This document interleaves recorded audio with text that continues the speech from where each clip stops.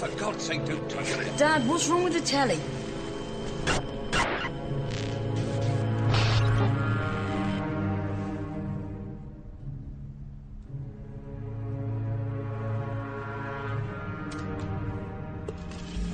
But you don't want to see that. Hey, honey, quick! It's the Jerry Springer show, and he's going to hit his girlfriend. Shut up! Watch this. Go about your business. Everything's fine. It's a mad world. Yes, it is. They want to turn us into robots, and they're doing so. And if anyone thinks that it's not possible, well, it is possible. It's been done before. They just want to do it on a mass scale. This is China today. Look at that. They are human beings. They could be free spirits. They could be all consciousness expressing itself in this reality. And look at them. Robots! And that's what they want us to be. Robots. With this acquiescence, this manipulation of in like the laboratory maze I was talking about, by constantly giving us reasons to be punished and to fear. And then, I'm coming to an end now, but again, this is part of Big Brother. This is really part of Big Brother. The human body is an electrochemical organism, and if you destabilize it electrically or chemically, you stop that organism working to full capacity. And part of that capacity is emotional and mental sharpness and balance and equilibrium. So the more you pour chemical and electromagnetic, electrical pollution and disruptions into the electrochemical organism, the more you stop that manifesting its true potential for sharp thought and balanced emotion. When you look at the graphs for the increase in the crap they put into food, chemical concoctions and cocktails, overwhelmingly, though certainly not always, aimed at children. And then you look at the graph of the increase in so-called childhood behavior problems, they go up like they're connected by a magnet. There is a war on our children because they're the generation they overwhelmingly have to suppress.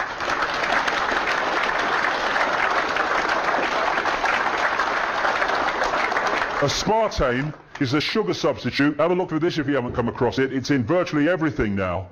And aspartame is a excitotoxin, they call it. It excites brain cells and destroys them. It stops the brain working efficiently. They sent letters out to naval pilots in America a few years ago, telling them not to drink soft drinks with aspartame in before they fly because it affects their brain's ability to think.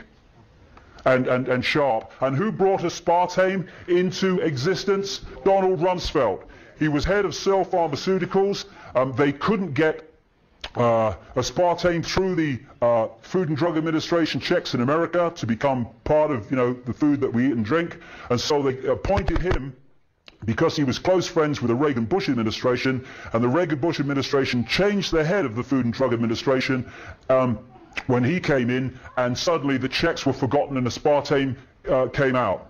He then sold out to Monsanto at a vast profit, and Monsanto now controls aspartame as they control GM food. Fluoride in the water is an excitotoxin. It excites brain cells, destroys them, and it suppresses thought. The first known time that fluoride was put into water supplies was in the Nazi concentration camps to keep the people docile. Genetically modified food is designed to genetically modify us. Vaccines, 25 vaccinations before the age of 2, with a growing, still developing immune system. All the stuff they give us, electromagnetic suit, the rabbit hole is seriously deep. And this is so appropriate. This was said by a pastor after the Second World War, talking about Nazi Germany. He said, first they came for the Jews and I did not speak out because I was not a Jew. Then they came for the communists and I did not speak out because I was not a communist. Then they came for the trade unionists and I did not speak out because I was not a trade unionist. Then they came for me, and by then there was no one left to speak out for me.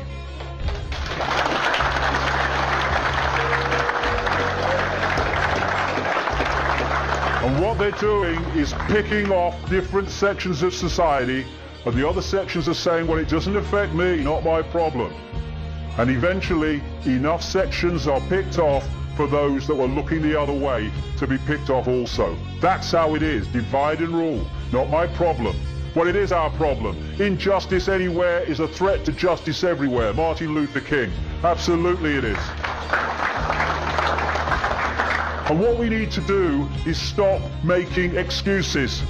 Oh, I don't know, the world's coming to. Well, do something about it then, mate, all right? You know, the power is with us. Take it on a basic level. What we need is a mass non-cooperation, non-violent process of non-cooperation with that which wishes to enslave us. When someone gets fined for putting a wheelie bin out, if thousands and thousands of people put the wheelie bin out the wrong day every week until the laws change, finished.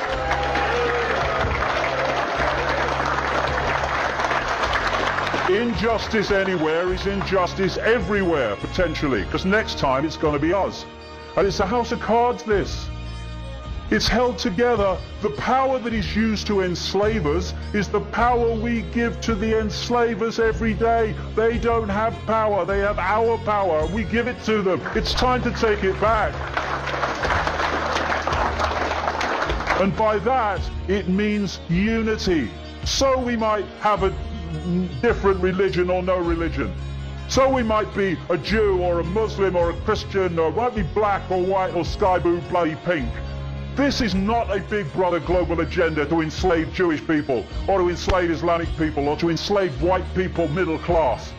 It's a global agenda to enslave all of us. And if we don't unite and we go on being divided and ruled, then they will enslave all of us. If we unite, get rid of the nonsense fault lines of manufactured division, and then through unity of response and non-cooperation with our own enslavement, they will not be able to do this.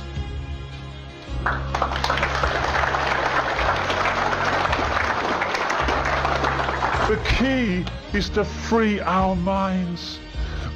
We see the world like this. We need to see the, oh God, look at it.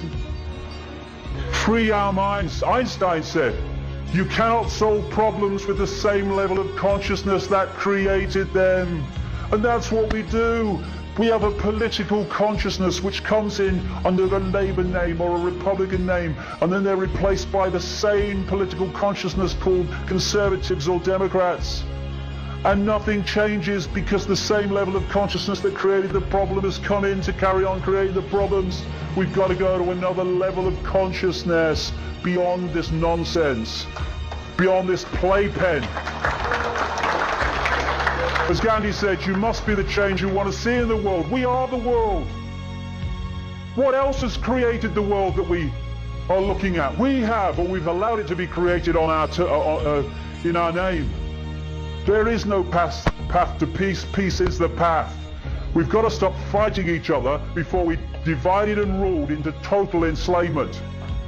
And Martin Luther King said this, cowardice asked the question, is it safe? Expediency asked the question, is it politic? Vanity asked the question, is it popular? But conscience asked the question, is it right? And there comes a time when one must take a position that is neither safe nor politic or popular, but one must take it because it is right. And we are there now.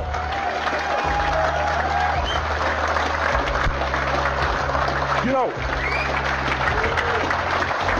when someone said to me, what would change the world quicker than anyone else? I would say this, or anything else, it would change overnight if we did this, because everything would come from it.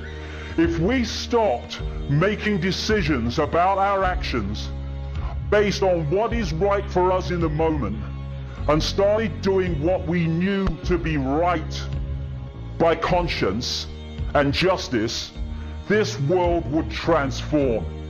This world has been created as we experience it by billions of people deciding every day, what do I do in the interests of me? Once we start saying, what do I do in the interests of justice, fairness, and my own conscience, actions change, the world changes. And we are in control of that. And we are at a fork in the road now, because Big Brother's on a motorbike now.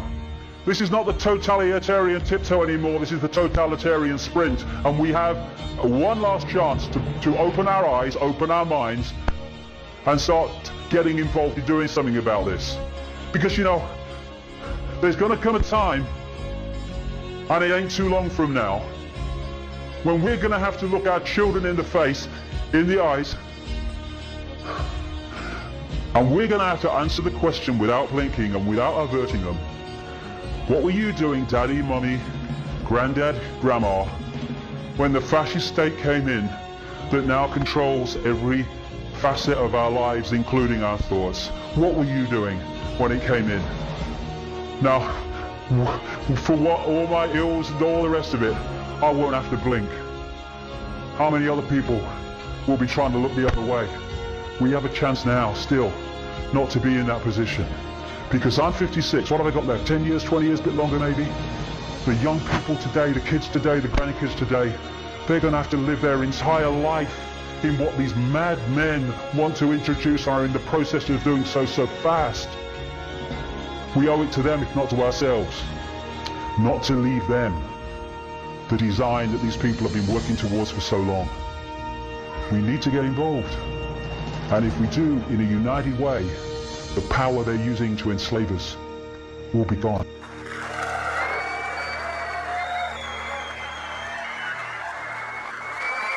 Thank you. Thank you very much. Thank you. Thank you. Thank you.